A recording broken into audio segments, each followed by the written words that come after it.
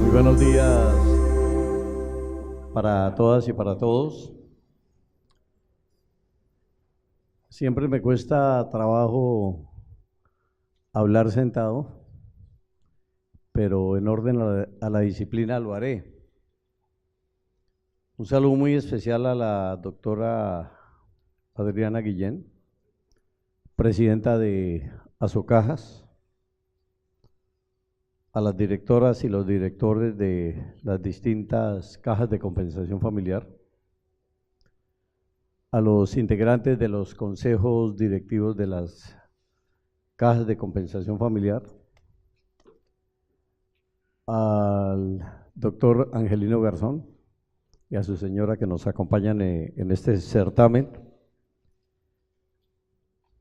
y a todas y todos las personas que se encuentran presentes en este extraordinario evento de Asocajas. El 30º Congreso de Asocajas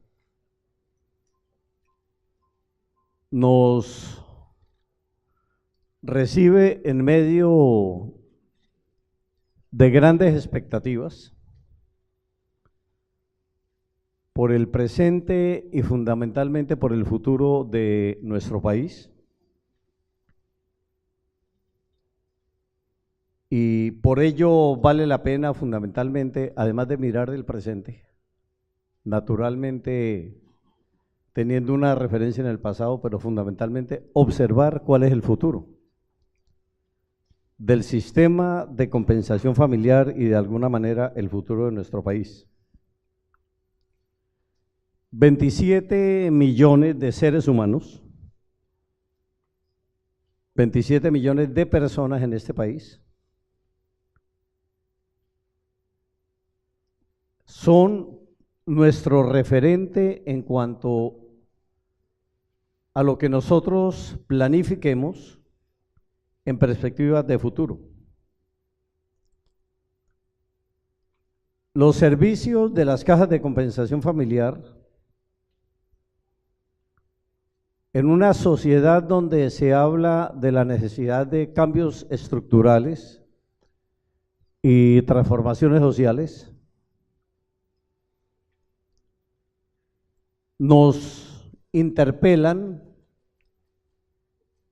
precisamente para saber cuál es nuestro posicionamiento de cara al futuro. El subsidio familiar, hablo del cash, del dinero que reciben los sectores más empobrecidos en este país, continúa siendo fundamental, vital, es parte del salario de los trabajadores. Un trabajador con 1 o con 5 hijos, ese subsidio familiar que le llega mensualmente puede significar la comida de 1 o de 2 semanas, puede significar una camisa, un par de zapatos para ese trabajador, para sus hijos. Y por eso ese subsidio familiar que algunos dicen, no, eso es secundario. No, no es tan secundario. Para quienes puedan tenerlo todo o más o menos todo, porque nunca se tiene todo en la vida, puede que no tenga mucho significado, pero para un trabajador de menores ingresos, ese subsidio familiar juega un papel fundamental y de primer orden. La educación que han asumido las cajas de compensación familiar, los programas educativos, desde la niñez hasta la formación universitaria, han sido determinantes para aumentar la calidad de vida de la población colombiana, la recreación social, el hecho de que los mejores centros recreacionales que se tengan hoy en Colombia, en América Latina, a instancias de las cajas de compensación familiar, hablan de cómo se ha elevado la calidad de vida de la población. La salud, ¿qué sería de la salud de este país en medio del colapso que tenemos? De no ser por los servicios que en salud prestamos las cajas de compensación familiar. A este país no se le puede olvidar que, por ejemplo, ante la inminente desaparición del Seguro Social, fuimos las cajas de compensación familiar quienes corrimos a tender puentes de salvación en la nueva EPS que trataba de abrirse camino y se ha abierto camino en este país. La vivienda, vivienda digna, vivienda de calidad, la atención de los niños, la atención de las personas de la tercera edad. Entonces, esos servicios de las cajas de compensación familiar, hoy más que nunca hay que valorarlos como corresponde. Y a propósito de cambios estructurales, yo quiero compartir con ustedes muy rápidamente. Ayer se reunió la Comisión Permanente de Concertación de Políticas Salariales y Laborales. Y por primera vez en la historia de la concertación social en este país, un presidente de la República se hace presente en la Comisión Permanente de Concertación para hacer una apuesta precisamente por la concertación social. Y podía perfectamente habernos citado en Palacio, pero no, se desplazó hasta el Ministerio del Trabajo, que es la sede de la comisión, para enviar un mensaje categóricamente claro en cuanto a que la concertación social, en cuanto a que los acuerdos hacen parte del quehacer en este país y deben de ser un referente. Eso es un cambio estructural de fondo. Porque es hacer una apuesta no solamente para que discutamos salario mínimo legal. Ayer quedamos suficientemente claros que no es solamente el tema del salario mínimo legal, son los temas de formalización laboral. Porque un país con más de 22 millones de personas como población económicamente activa y que escasamente 8 millones de personas contribuyamos a la seguridad social, eso en sí ya genera un desbalance y una falla estructural de fondo. ¿Y cómo se puede resolver esa situación? Se puede resolver fundamentalmente sobre la vía de la formalización laboral. Es que el común denominador en este país, desafortunadamente, es la informalidad en el empleo. Y si no se formaliza el empleo, difícilmente nosotros vamos a tener los contribuyentes necesarios para el sistema de seguridad social. En la década de los 70, el común denominador era que los trabajadores tuviéramos un contrato de trabajo, inclusive a término indefinido, en cada factoría, en cada centro de trabajo. Eso se volvió ahora exótico. Entonces ahora el común denominador es la informalidad laboral. Y esto hace que la situación sea cada vez más difícil en materia de contribuciones. Por eso nosotros, desde la CGT,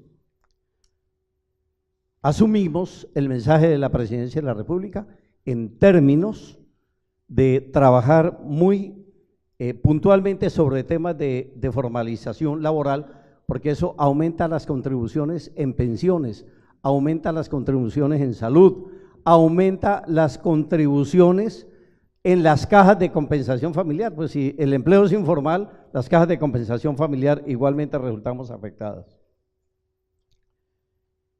Colateralmente con esto, quiero dejar solamente un mensaje para todas las cajas. En materia de transformaciones, es necesario que nosotros vinculemos en las diferentes regiones del país a un sector que es el sector de los pensionados para que hagan parte integral de los servicios y también de alguna manera las contribuciones a las cajas de compensación familiar. Y un mensaje: comienzan el 22 de noviembre las discusiones sobre salario mínimo legal. En la gran mayoría de las empresas la gente gana el mínimo legal o ligeramente por encima. Y este año estamos jugados por, ojalá, lograr un incremento sustancial en el salario mínimo legal. Ya ustedes escucharon a ANIF con el consabido 4%. Más o menos en esa misma dirección se mueve el Banco de la República. Más o menos en lo mismo o por debajo se mueve el Ministerio de Hacienda, a quien hace algunos años le parecía ridículamente alto el salario mínimo legal. Espero que haya variado el discurso, pero si no, tienen a quien lo reemplazan, porque hay quienes afirman que el salario mínimo legal en Colombia es el más alto del mundo. Yo no sé si quien lo dijo lo midió con el salario que él tenía y cree que ese es el salario mínimo legal. En ese caso sí sería el salario mínimo legal más alto del mundo, pero definitivamente no. Nosotros no podemos convivir en medio de una situación en donde el futuro sea simplemente de miseria, de marginalidad. Y nosotros sí queremos hacer un llamado muy especial en torno a que nos miremos en espejos que valgan la pena. Y yo creo que vale la pena mirarse uno en espejos como los de Europa, en materia de ingresos, en materia de respeto a los derechos humanos, en materia de lo que tiene que ver con tasas de crecimiento. Entonces yo sí prefiero compararme con Alemania o con España o con Italia y no con Haití o con Honduras. Hoy en día lo que estamos viviendo nosotros en países como Venezuela, en donde la gente huye de la miseria, huye de la violencia, huye del desempleo, huye de la pobreza. Y claro, eso ha generado en un país fronterizo serias dificultades en materia de empleo, en muchas cosas. Pero nosotros a lo único que no tenemos derecho es asumir una actitud xenofóbica, ni frente a Venezuela, ni frente a ningún otro país. Nosotros no nos podemos olvidar que tenemos una deuda histórica con Venezuela, que en la década de los 80 estaban viviendo en Venezuela más o menos 7 millones de colombianos, contribuyendo al desarrollo también, trabajando, tampoco era de gratis. Pero igualmente, hoy en día que tienen dificultades deberíamos de expresar la más profunda solidaridad, así como encender las alarmas frente a situaciones como las que se viven en Nicaragua, ya más de 500 jóvenes asesinados por un régimen absurdo, o situaciones como las que está viviendo Honduras y Centroamérica, en el éxodo hacia los Estados Unidos, huyendo de la miseria, huyendo del desempleo. Ojalá jamás nosotros tengamos que vivir una situación como esta. Es necesario hacer un alto en el camino en cada uno de los consejos directivos de las cajas de compensación familiar, precisamente para ver cómo nosotros nos volvemos mucho más creativos en los temas de prestación de servicios y mantener la independencia de las cajas de compensación familiar de todos los fenómenos de la politiquería. Porque cuando es desde los directorios políticos, desde donde se pretende manipular o la composición de consejos directivos, o en su defecto las políticas administrativas de una caja de compensación familiar, ahí hay que encender las alarmas. Porque las únicas empresas cogestionadas que hay en Colombia son las cajas de compensación familiar, manejadas por empresarios y por trabajadores en igualdad de condiciones. Y ese modelo hay que preservarlo porque ha sido exitoso para el país. Por lo tanto, tenemos que seguir trabajando en esa línea, saber que en los consejos de directivos de las cajas nos encontramos capital trabajo y que no tenemos que tenerle temor a la coincidencia en la perspectiva y en la apuesta por un país totalmente distinto. Muchísimas gracias por su atención, compañeras y compañeros. Muchísimas gracias, doctor Gómez. Le damos la palabra ahora al doctor José Diógenes Orjuela, presidente de la CUT. Bienvenido. Muy buenos días para todos, para todas las asistentes. Nuestro saludo de parte del Comité Ejecutivo Nacional de la CUT, elegido el pasado 21 de septiembre.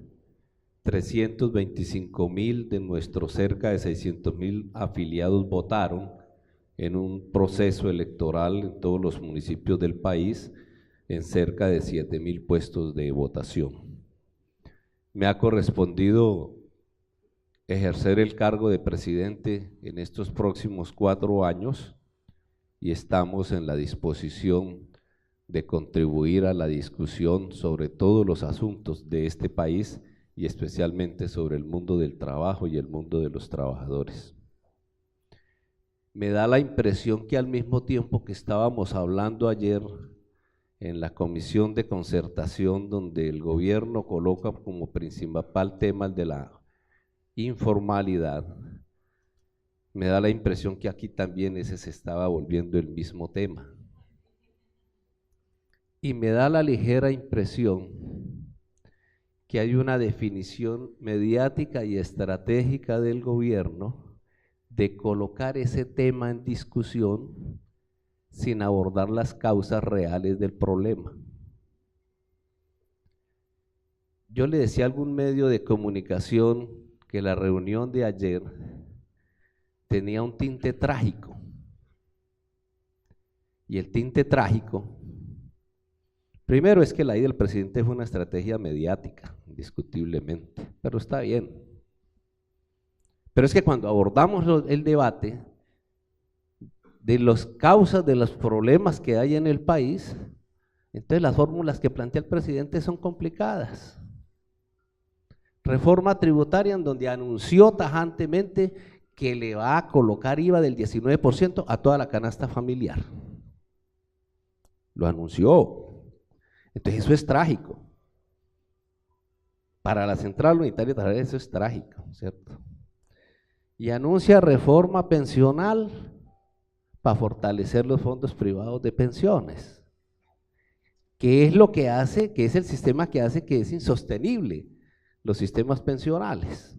Eso también es trágico. Y no atiende un clamor que ya casi es general entre todo el país, incluido vastos sectores del empresariado, que hay que renegociar los tratados de libre comercio causantes de muchísimos de los problemas que aquejan no solo a nuestros productores nacionales, sino en general a todo el país. En la estrategia mediática falló una cosa, es que los medios dijeron que esa había sido una reunión para el inicio de la discusión del salario mínimo. De eso no se habló, pero los medios dijeron que de eso se había hablado. Forma parte también de las estrategias de los medios. Pero como se va a hablar de informalidad, yo digo, perfecto, hablemos de la formalidad y de la informalidad en el trabajo. Pero abordemos las causas de que en este país haya una informalidad, como lo reconoció ayer todo el mundo, superior al 50%. Si la tomamos por los cotizantes a los sistemas de pensiones, la informalidad es del 63%, porque es 67%, porque solo cotiza un 30% de los trabajadores del país. Y se reconoció de los cerca de 22 millones de trabajadores de lo que constituye la población económicamente activa del país, cerca de 14 millones son informales. Pero que dentro de esa informalidad, obviamente es una masa trabajadora, de la cual la gran mayoría está en la informalidad porque no hay empleo. Y por lo que ha pasado en el país en estos últimos 25 años. Del 2010 al 2017 se crearon en el país 3.169.000 nuevos empleos. El 90% se crearon en el sector servicios, el 5.2% en el agro, el 4% en la industria manufacturera, y en minas y canteras se perdieron 30.000 puestos de trabajo. Primer asunto. En lo que el gobierno ha impulsado, con lo que el gobierno ha impulsado la economía en el país, que es la minería extractiva, entonces ahí es donde se han perdido más puestos de desempleo, es lo que menos le aporta empleo al país. Y la mayor parte del empleo es en el sector de servicios, que no es lo que genera desarrollo en un país. Y en ese sector de servicios, restaurantes, comercio y otros, es donde más informalidad hay. Pero ese no es el problema. El problema es que en lo que debía de generarse empleo formal en el país, que es en la agricultura y en la industria, entonces es en donde menos aporte hay el empleo. Entonces viene la primera pregunta. ¿Por qué hay desempleo en el país y por qué hay empleo informal? ¿Por qué hay empleo precario en este país? ¿Qué es lo que no se quiere abordar para la discusión? Y que es el modelo económico que se ha implementado desde los 90 hasta la fecha. Y es que el aparato productivo colombiano, en lo que da desarrollo y en lo que da empleo en general, que es la agricultura y que es la industria, pues eso se vino a menos, se derrumbó. Y se derrumbó por la competencia desleal que fue sometido el aparato productivo colombiano frente a los mercados externos por los tratados de libre comercio. Y aclaro de una vez para la discusión, no nos oponemos al comercio. Claro que los países tienen que comerciar, el comercio es milenario, es necesario porque todos no producimos lo mismo. Lo que condenamos son las malas negociaciones que en los tratados de libre comercio se hicieron para este país. Si estuviésemos produciendo los millones de toneladas de alimentos que consume el país, habría un empleo en el campo grande y posiblemente formalizado. Pero cuando pasamos de importar 800.000 toneladas de alimentos hace 25 años a 14 millones de toneladas, hoy ahí está la primera causa del desempleo. Y cuando la mayoría de la industria nacional sucumbió frente a la competencia desleal por las desgravaciones arancelarias y por los tratados de libre comercio, ahí está otra buena porción del desempleo. Y eso se oculta. Y eso se oculta para no reconocer el error. Y por eso no es afortunado que el doctor Duque siga defendiendo que es en ese contexto que hay que crear la formalización. No puede haber formalización y no puede haber empleo decente, que es la otra propaganda que se ha diseñado, si no hay empleo. El otro asunto es el tema del poder adquisitivo y el desarrollo de los países. Todas las economías que se han desarrollado altamente en el mundo parten de uno, dos o tres asuntos fundamentales. Y la primera es el poder adquisitivo de la población. Este país no se puede desarrollar y la riqueza no puede aumentar en este país si no hay aumento del consumo. Es que si la gente compra harto, la agricultura vende harto y la industria vende harto. Por eso depender de los minerales no es el asunto principal, porque nosotros ni consumimos, ni es elemento fundamental de nuestro consumo el petróleo, ni es elemento fundamental de nuestro consumo el carbón. Pero esta economía todos los días vive temblando si sube o baja el precio del petróleo. Pensar que la gente no tiene derecho a buenos salarios y que así sí es competitivo el país es negar las leyes económicas en general.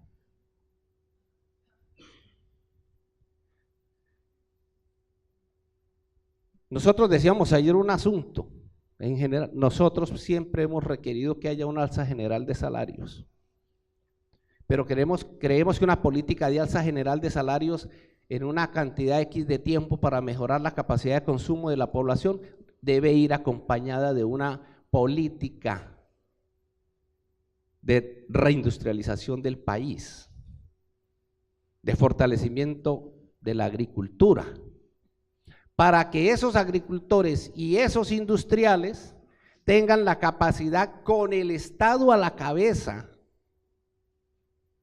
de aumentar enormemente su producción para ese consumo y que no se genere la fórmula simplista que nos dicen que si se aumentan los salarios se dispara la inflación. Yo a veces doy un ejemplo muy sencillo. Si alguien produce 50,000 bicicletas al año y paga salario mínimo, si le doblan los salarios y el señor sigue produciendo las 50,000 bicicletas, el señor se quiebra indiscutiblemente. Pero si por una política alterna se garantiza que el señor pase a producir 100,000 bicicletas, pues se equilibra el poder adquisitivo con la producción y el impacto de los salarios en la producción. Eso es sencillo, pero aquí se parte de negar la importancia del consumo en el desarrollo industrial del país. Aquí se parte de negar las leyes del mismo desarrollo capitalista, que es el Estado jalonando la agricultura, la industria, jalonando la producción y una población con buen poder adquisitivo. Nosotros tenemos, el resto es pensar, lo voy a decir con muchísimo respeto, es la mentalidad de rico-pobre, de que para seguir siendo rico-pobre los demás tienen que seguir cada día menos pobres y así el país no se desarrolla. Ayer dijimos una cosa y la digo acá porque yo se lo he dicho reiterativamente al doctor Alberto Echavarría, ayer estaba el doctor McMaster de la ANDE. Nosotros sí queremos un empresariado fuerte, sobre todo un empresariado nacional fuerte, protegido, como protegen los Estados Unidos a sus empresarios, los europeos a sus empresarios, los chinos a sus empresarios, capaz de competir con el Estado al frente, con esa competencia desleal a la que lo han sometido. Pero nosotros también creemos en una cosa, creemos que también tenemos derecho a tener sindicatos fuertes, con convenciones colectivas que cubran a la mayor parte de los trabajadores colombianos. Si resolvemos eso, resolvemos todos los efectos de la informalidad, resolvemos el tema del pensional.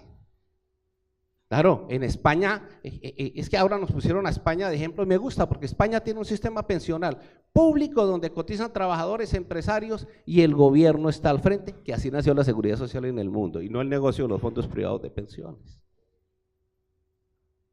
Aquí hay que mejorar el tema de la educación para que nuestros trabajadores sean mucho mejor formados para atender las políticas de desarrollo del país.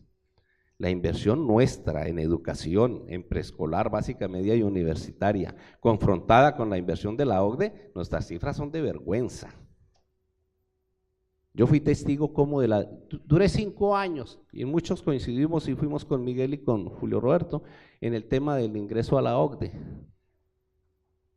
Eso es de vergüenza y al final hubo una decisión política, donde Estados Unidos se sacó el clavo y nos hizo y le obligó al gobierno para darle su voto final al tema a resolverle el tema de la chatarrización, el tema de de las patentes farmacéuticas y de los temas de los precios de los medicamentos y la propiedad intelectual. Discutamos las cosas como son y miremos los errores. Si aquí no se miran en este país los errores del tema de la liberalización económica sin contribuir a que el país la hubiera podido enfrentar, no vamos a poder hacer nada. Y las cajas, muy importante, finalizo diciendo, deben ayudar a que esta discusión en estos foros sean enrumbadas por el camino correcto. Muchas gracias. Muchísimas gracias, doctor Orjuela. Doy la palabra al doctor Luis Miguel Morantes, presidente de la CTC. Bienvenido. Muchas gracias. Muchas gracias a la doctora Adriana Guillén, directora de Asocajas, por la invitación para este importante panel con mis compañeros de las centrales obreras. Un saludo muy especial a todos los asistentes. Les agradecemos por la atención que prestan en este importante debate.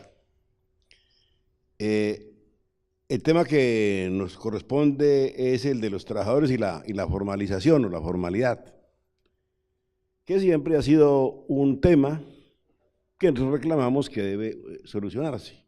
Y la formalización en el empleo es algo fundamental en todo el mundo y Colombia debe ponerle atención a esto. Entonces, también agradecemos porque ese tema que ha estado flotando desde ayer, lo hemos escuchado acá con el empresariado y con otros importantes expositores. Es muy importante que hablemos de eso.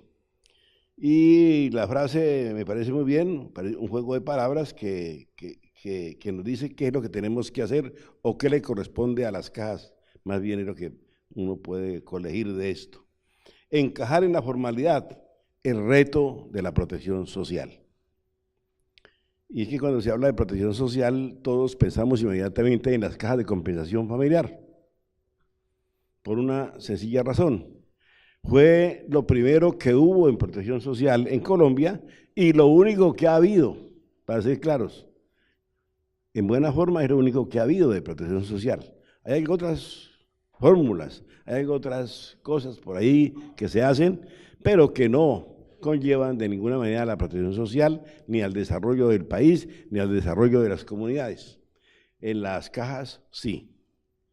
Y podemos a esto manifestar o recordar más bien que cuando ha habido problemas por todos los gobiernos, los diferentes gobiernos que han pasado por nuestro país, los distintos congresos, cuando ha habido problemas de salud, inmediatamente voltean a mirar a las cajas. Las cajas tienen que solucionarnos el problema del país. Todos sabemos qué ha ocurrido con eso. Todos sabemos las dificultades en que las cajas también han incurrido. Lo han hecho de buena voluntad, lo han hecho con eficiencia, con eficacia, se ha logrado adelantar, pero también eso tiene grandes dificultades y las dificultades entraron a las cajas y tenemos en eso algunas dificultades, pero igualmente lo positivo del asunto es que las cajas han contribuido a resolver el problema de la salud. Que educación, las cajas con la educación. Que el desempleo, las cajas a apoyar al desempleado. Que cualquier otra necesidad, la educación, las cajas contribuyendo y de qué manera que contribuyen a la educación y a la capacitación de los trabajadores y de sus hijos. Eso es protección social, eso es muy importante y una protección social que se ve, que se nota y que se agradece y que todo el mundo se siente bien de esa manera. Pero ha habido también momentos difíciles. En los años anteriores tuvimos que enfrentar con Asocajas, con Fedecajas, las centrales obreras, los empleadores, todos los directores de las cajas, todos con una sola persona, clamando para evitar la acechanza contra la existencia de las cajas. Y es que han pretendido, ayer hubo preguntas que nos alarmaron, en el foro empresarial se preguntaban entre sí y algunos externos también preguntaban Y la pregunta que quizás más persistió entre distintas personas es: ¿qué pasaría si a las cajas se les quita el 4% que se descuenta y cómo sería la forma de que siguieran subsistiendo igualmente de eficaces? Y claro, eso no deja de alarmarnos a nosotros, porque cuando empiezan a hablarse tan frecuentemente de esos temas, pueden de pronto volver a activar aquellas mentes que siempre estuvieron tras de ese tema. Porque lo que dicen, y ayer lo escuchamos, es que hubo una pregunta, y bueno, y para la formalización del empleo, ¿qué opinan ustedes si le quitamos la plata a las cajas y con eso formalizamos? Claro, la respuesta pues no fue ninguna respuesta positiva a eso. Por el contrario, hubo explicaciones que manifestaron que eso sería peor el remedio que la enfermedad. Nosotros decimos que sería un desastre, sería la catástrofe, sería además el hazmerreír de todo el mundo, es decir, unas organizaciones que funcionan bien, un sistema de subsidio familiar que funciona bien, cajas que funcionan bien, y van a desbaratar su accionar para solucionar un problema que es endémico, que ha existido de siempre, ¿no? El de la informalidad. Lo que pasa es que en los últimos tiempos se agudizó por las políticas que se implementaron aquí por parte de los gobiernos desde los años 80, 90, que cada vez son afectan más a la población. Y ya aquí se dijo, esa forma de actuar la que nos tiene en problemas. El sesgo antilaboral. Óigase bien, en Colombia hay un sesgo antilaboral, también hay un sesgo antisindical, pero no vamos a hablar de lo sindical, sino hablemos de lo laboral. Un sesgo antisindical, y es que todo el mundo quiere tener trabajadores, gente que le sirva, que le ayude en su actividad, que lo apoye en todas sus operaciones, pero que no sea trabajador. Que trabaje, se le da alguna remuneración, pero no tenga el título de trabajador, que no tenga el contrato de trabajo al cual le temen. Es un sesgo antilaboral, anticontrato de trabajo, y eso es lo que ha llevado a la informalidad. Otro tema que a veces también lo escuchamos, y creo que ayer también se escuchó, es que aquí tratar la informalidad o cuál es el porcentaje de formalidad contra la informalidad, contando quiénes aportan al sistema de seguridad social. Y eso puede ser un indicador si lo manejamos seriamente, pero no es manejado seriamente. Hay personas que están inscritos en la seguridad social, pero no cotizan. Se inscribieron una vez y no volvieron a cotizar. Cotizaron 3 meses porque tenían una coyuntura para resolver en salud o qué sé yo. Lo de las pensiones trabajaron 1 mes, 2 meses, 3 meses, y ahí quedan figurando como inscritos o en los fondos o en Colpensiones, pero no cotizan. Entonces, para la estadística utilizan eso, pero en realidad es una mentira. Todos conocemos casos concretos de que así es. Hay personas que están inscritas allá y allá aparecen en la estadística, pero que no están aportando al fondo de pensiones, a Colpensiones o al mismo fondo de pensiones, así sea, a donde coticen, no están, y entonces eso es una expectativa falsa. Tenemos que también en eso buscarle salida. Es importante manifestar que las cajas de compensación familiar, el sistema de subsidio familiar, ha cumplido un importante rol. Ya lo dijimos en todos los aspectos. Y en pasada oportunidad se propuso, hace apenas unos 4 o 5 años, se propuso algo importante. Bueno, se habló de informalidad, como estamos hablando ahora, y de formalización también, como está hablando ahora. Y entonces estaba en boga la discusión sobre los trabajadores y trabajadoras del servicio doméstico, y que de qué manera formalizarlos y que las cajas de compensación lleguen a ese sector.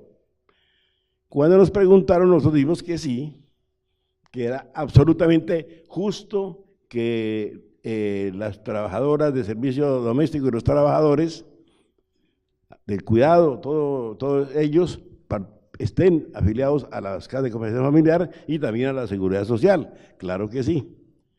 Pero la pregunta que sigue es, bueno, ¿y quién paga ese dinero? Si las cajas con lo mismo que tienen, tendrían que atender esa enorme población. La respuesta pues nuestra es que no, alguien debe pagar por ellos.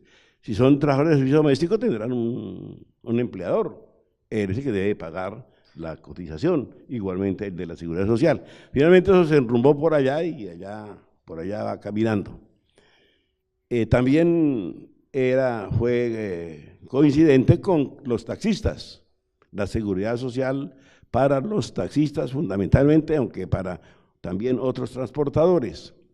Y la pregunta fue la misma y la respuesta fue la misma. Bueno, sí deben estar, claro que sí, son parte de la población colombiana, son trabajadores, deben estar afiliados a las cajas y recibir sus beneficios, pero también ¿quién va a pagar?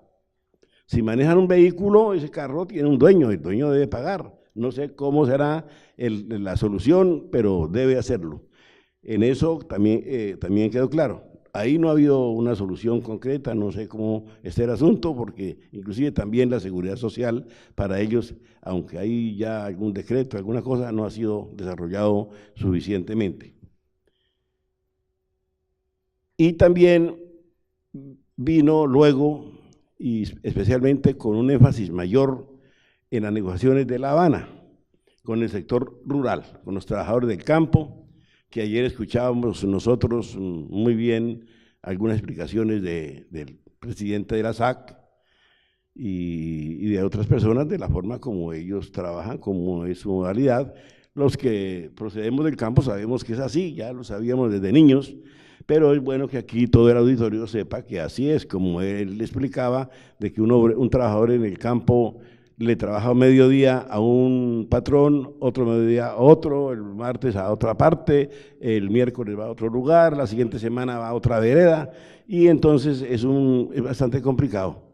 Pero es una solución, es decir, a eso hay que darle solución, y nos parece que las cajas de compensación familiar, como dicen por aquí, deben encajar en la protección, en la formalidad, y en ese caso es el reto de que como protección social, que somos las cajas, debemos brindarle a toda esa gente.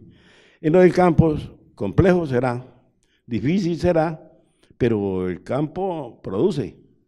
Dijo mi compañero Diógenes unas cifras respecto a cómo era el comportamiento de la importación de alimentos. Una cifra pues que nos deja asombrados, nos tiene que dejar muy preocupados. Es decir, los alimentos que nosotros producíamos anteriormente, autoabastecimiento para todo el país, ha ido cayendo, cada vez es menos la importancia que eso tiene para el consumo, y eso no es bueno. Esos son los problemas que hemos tenido, que el país ha tenido, y también hemos visto cifras de qué manera Colombia, comparándose con los demás países, incluyendo aquí los de Latinoamérica, los vecinos, los cercanos, no está bien librada, muy mal, y la culpa es la informalidad.